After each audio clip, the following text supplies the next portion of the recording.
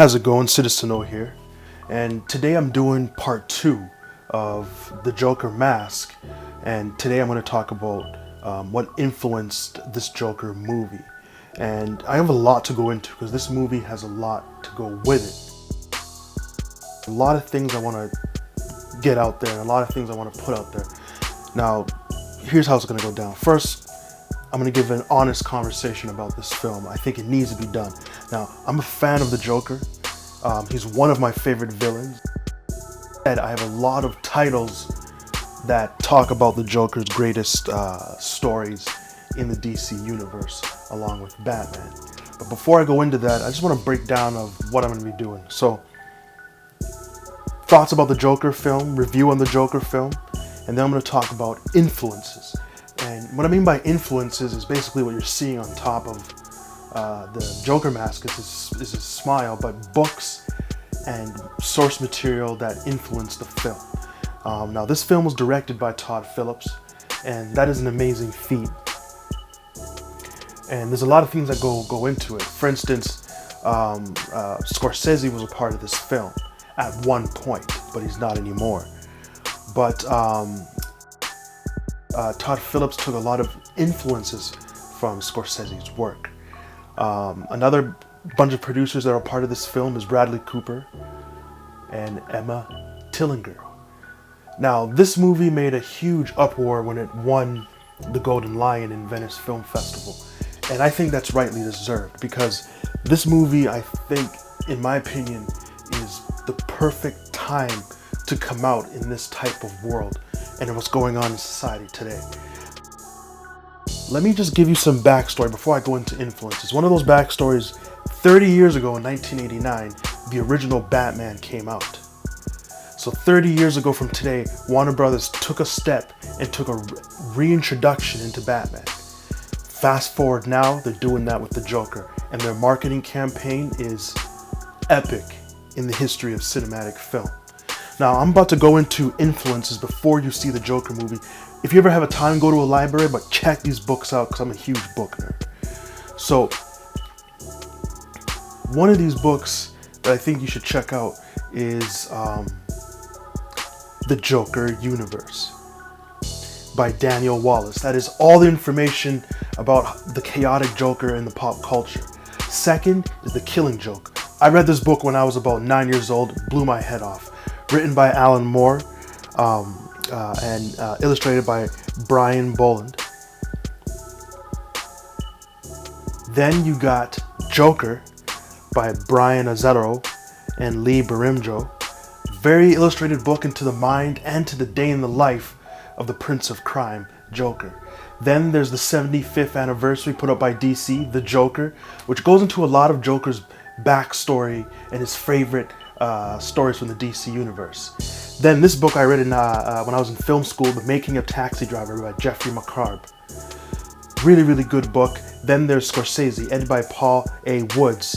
Excellent book that goes into Scorsese's work, which I highly recommend you read. So those are the influences that I think you should check out before seeing the Joker movie, just to get a sense of what this movie is about, because this movie is a game changer. It's very, very different.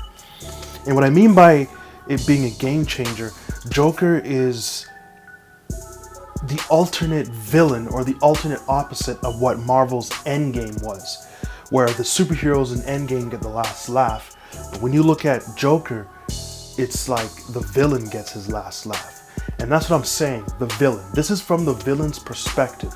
So don't go into this movie thinking there's a huge heroic ending. It's going to be a very in-depth look into the psyche of pop culture's most notorious villain, and that is the Joker. Now, another thing I'm going to go into is I want to talk about the studios and the studio's risk on making this film, The Joker. For instance, Warner Brothers. First off, I got to give them a high five for taking the risk and taking the balls to make this film happen. This was ballsy. Not only was this ballsy, this was smart. Perfect timing in this chaotic world. And what I mean by perfect timing, okay, let's take it back to 1971 when Stanley Kubrick released A Clockwork Orange. Now, A Clockwork Orange, upon its release, which was directed by Stanley Kubrick, it was a success, a box office success. But people who had certain issues mentally were heavily influenced by the film. And that's the thing. The film wasn't influencing people to go out and do things. People were already mentally ill and saw the film and copycatted. And what happened was there was a spike of crime that happened in the UK.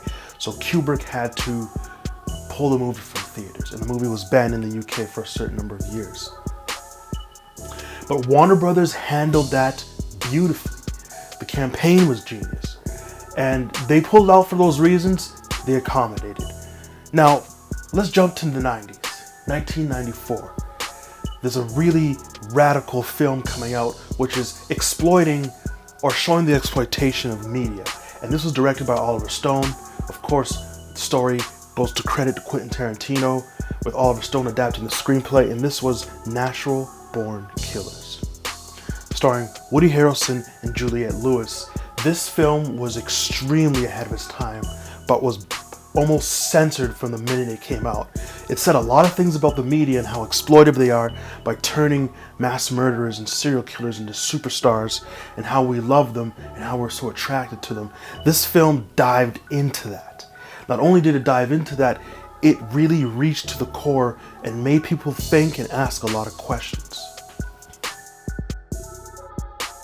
So many other films that Warner Brothers has handled when it comes to controversial material, and the marketing for Joker basically paid for itself.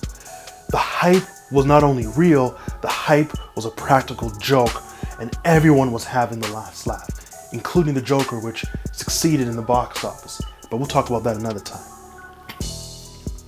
So, we're at this point where everyone's talking about this film because it won the Golden Lion. People are hearing words of standing ovation, which is incredible for a films of this stature. So the buzz was going crazy with people saying it's beautiful, it's masterful, Joaquin Phoenix is legendary, Joaquin Phoenix is this, Joaquin Phoenix is gonna get an Oscar. Now, me seeing this film, I do believe that's gonna happen. But everyone loved it, but people were also divided by it. As the film was getting closer to its due date in its brilliant release of October 5th, Joker was causing not only a ruckus, but was everyone talking about it. Everyone was blowing it up about Joker. And that's what I liked about this film. It's working because you're talking about it, whether you like it or not. Some way, somehow, it has affected you to the core. And that is what Joker wants. You have people criticizing, oh, why is Todd Phillips saying these comments? You can't make comedies like this in woke culture. Which, in my opinion, with people freaking out about, of course you can make comedies like this in woke culture. You have this comedy and that comedy, when at the same time we still have hilarious South Park parodizing and showing the satirical laughter of how bizarro our world is. South Park just got banned in China, and that says a lot. The Joker film had that much stigma attached to it, where people did not want to show the Joker film in certain screenings, which I totally understand, which they have every right to do, but at the same time, the facts are true. The facts point out the killer did not say that he was the Joker at any point. This was the media tongue-tying and twisting the facts to give this film a notorious, in my opinion, a notorious edge, where if you watch the film, there could be some madman in the crowd that could go nuts. This also gave huge, tremendous push where, did you watch the Joker? It's kind of scary to watch it because something might happen. Which this is what the film totally fed off, and this is what the screening totally worked upon. And like I said, the Joker gets to laugh in this point. But as we get closer to the end, there is a lot of hidden gems of the Joker that I want to talk about the Joker. And one of that is the divisive conversation. There's always a conversation about the Joker, and that's what the Joker wants. He wants you to keep talking about him. He wants you to laugh at how funny and how crazy society is when you look at it in the mirror. It's a reflection of us, and that's what the Joker is. And there's been many portrayals of the Joker that I love, with Jack Nicholson's charismatic portrayal in Tim Burton's fairy tale Batman. Of course, I love his portrayal, dark, sinister, which was, if you go for the 1960s Joker, he was very comical during that time period. He took a laughter, hysterical, cartoonish approach. And then you got the 1990 cartoonish portrayal done by Mark Hamill, which is brilliant, from the Cesar Romero and from the Jack Nicholson portrayal. Now, everyone gives this portrayal of the Joker a really bad rep, but I really like the Jared Leto Joker. It's just that he didn't have that much material to work with.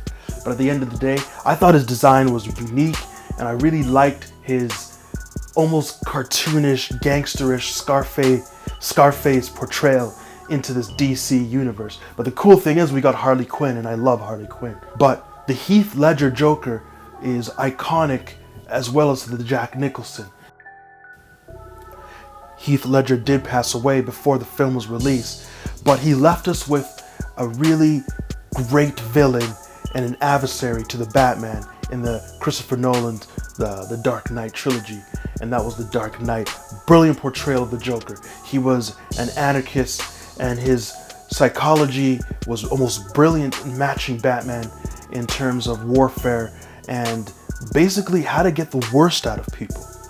But you fast forward to this 2019 portrayal of Joker, which was done by Joaquin Phoenix, and I love it. I really think it's great, and his portrayal is brilliant. Not only is it brilliant, it's a mirror into what's going on today in this decade of mass shootings and mass murderers and domestic terrorists, really trying to take some kind of fame in gunning down people. And this is what the media did not want with the Joker, but the Joker did not incite this. And I'm going to go into the pilot of the Joker. Forever alone in a crowd, failed comedian Arthur Fleck seeks connection as he walks the streets of Gotham City. Arthur wears two masks, the one he paints for his day job as a clown, and the guise he projects in a futile attempt to feel like he's a part of the world around him.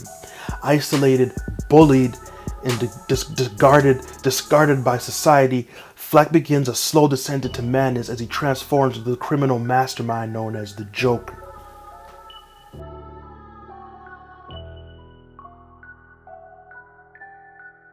Joaquin Phoenix, in my opinion, he's a genius actor, and he was perfect for this.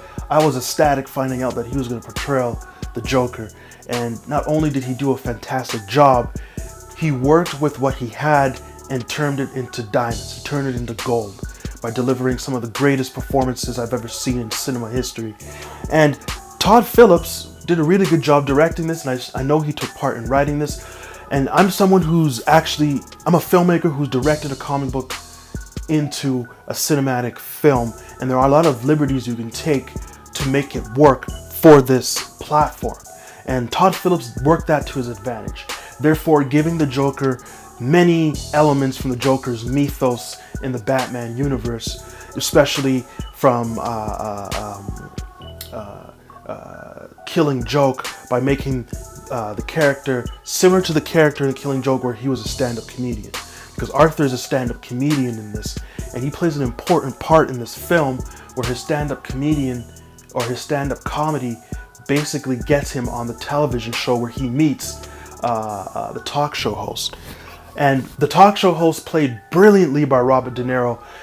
Whether you want to call it deliberate or not, I thought he was casted brilliant because of his influence in Martin Scorsese's masterpiece Taxi Driver, and also Martin Scorsese's offbeat comedy, The King of Comedy, where Robert De Niro in King of Comedy plays a comedian who's trying to get into the spotlight and goes to great lengths. But Taxi Driver is very interesting to point out because it is a character study into the decline of someone's mind going into madness.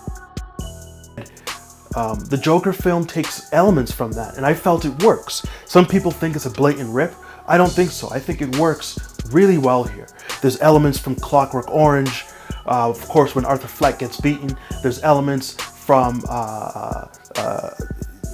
Fight Club, because Arthur is an unreliable narrator, just like how Tyler Durden was, and I really enjoyed that. I really liked the plots and the twists that went with the film. I felt it really worked.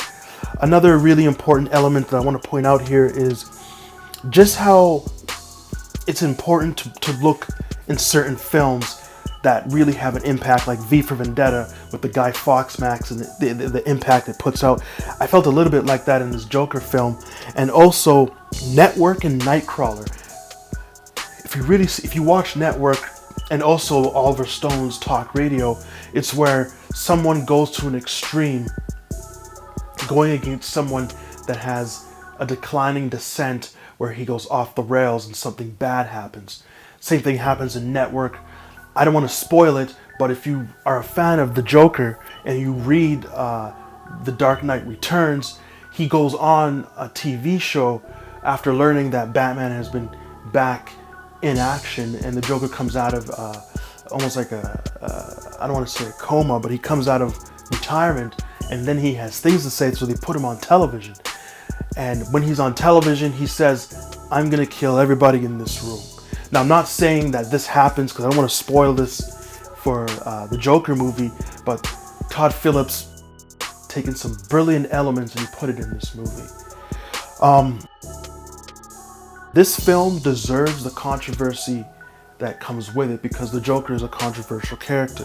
But if you're going in to see the Joker movie, you got to keep in mind, this is a film about a supervillain, a criminal mastermind, one of pop culture's most notorious villains, and that is the Joker. Very important to go into this movie with an open mind and really embrace it, but embrace just how much this decade, this genre has really turned into. Turning in artistic masterpieces adapted from comic books, adapted from nerdom. And I love comic books, and I'm a huge fan of supervillains. I love the titles. And coming from someone who has written and directed a film that has to do with psychological, mental issues, and violent situations and violent images, I did a film called Instinct many years ago in 2010, 2011, before the really mass murdering shooting sprees really took off in 2012.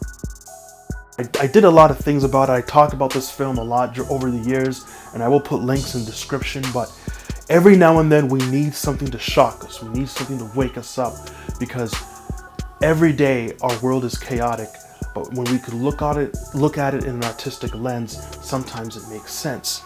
And as I close that, I want to talk about a book from,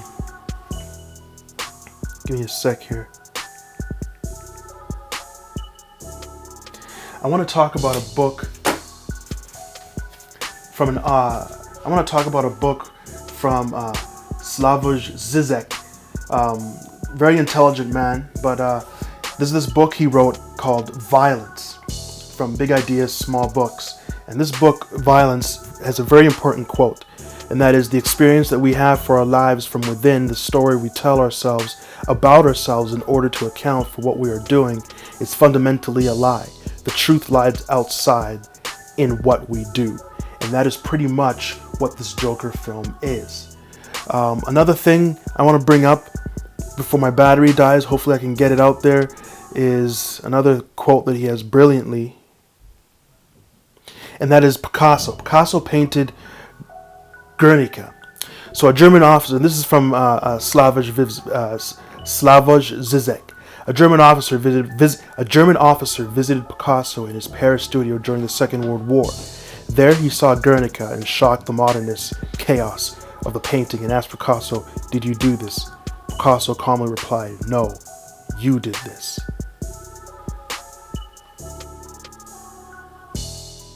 And that's all I have to say about the Joker film. Please check it out. Whew, that was a lot to unpack, but I'm glad I did. Very good film. And enjoy your Halloween, and I'm glad that you like the mask. Keep painting and have some fun out there. Citizen Noel. Peace.